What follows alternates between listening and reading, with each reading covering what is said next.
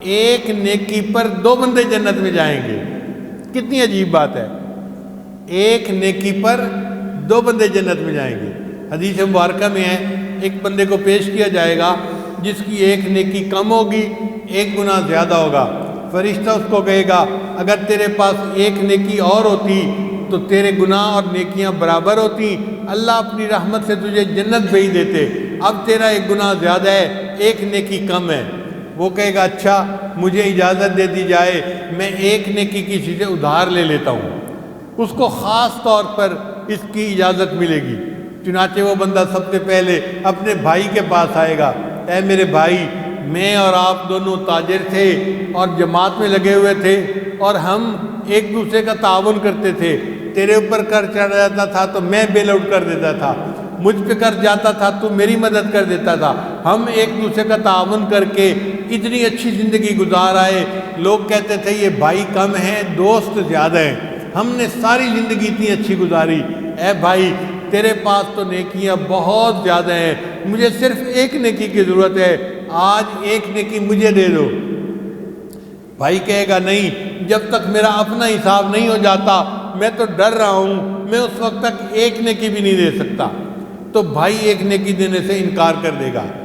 پھر وہ اپنی امی کے پاس آئے گا، امی آپ تو مجھ سے اتنی محبت کرتی تھیں، آپ تو کہتی تھی بیٹا تجھے گرم ہوا بھی نہ لگے، دھوپ بھی نہ لگے، اور میں تیرے اوپر قربان، اور میں سب کچھ تیرے اوپر قربان کر دوں گی. اماں آپ کی محبت کا تو یہ عالم تھا، آپ کے نام اعمال میں تو بہت نیکیاں ہیں اور مجھے ایک نیکی کی ضرورت ہے، امی ایک نیکی مجھے دے دیں. ماں کہے گی بیٹا جب تک میرا اپنا حساب نہیں ہو جاتا میں ایک نیکی بھی نہیں دے سکتی، میں اپنے انجام سے ڈرتی ہوں. پھر وہ اپنے والد سے نیکیاں مانگے گا. والد بھی کہے گا کہ نہیں بیٹا جب تک میرا حساب نہیں ہو جاتا میں ایک نیکی بھی نہیں دے سکتا.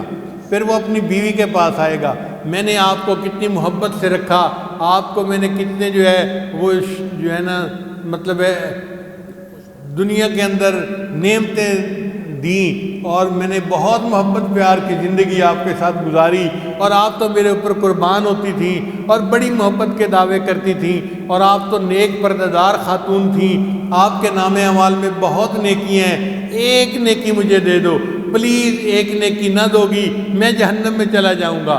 بیوی کہے گی جب تک میں خود میرا حساب نہیں ہو جاتا میں ایک نیکی بھی نہیں دے سکتی.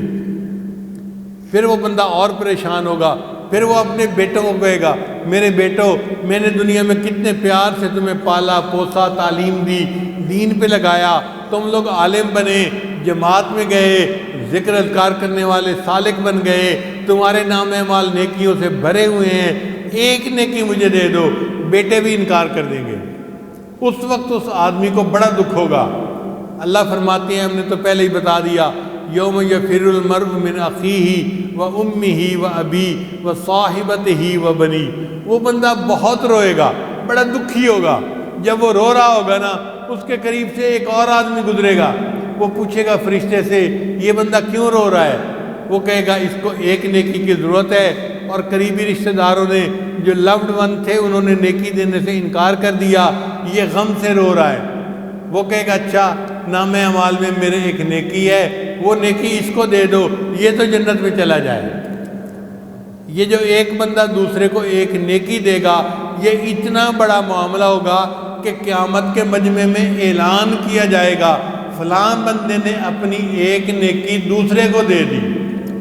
جب اللہ تعالیٰ یہ اعلان سنیں گے اللہ تعالیٰ فرشتے سے پوچھیں گے کون ہے جو دنیا میں اپنی سخاوت دکھاتا ہے آج کے دن؟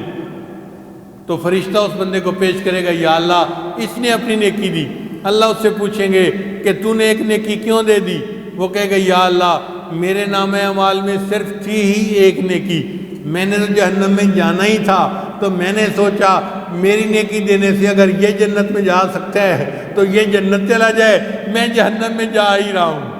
اللہ فرمائیں گے اچھا تو بندہ ہو کے اپنی ایسی سخاوت دکھاتا ہے، سخاوت تو دکھانے کی شان میرے اندر ہے، میں اپنی سخاوت دکھاتا ہوں، میں تجھے اور اس بندے دونوں کو جنت عطا فرما دوں.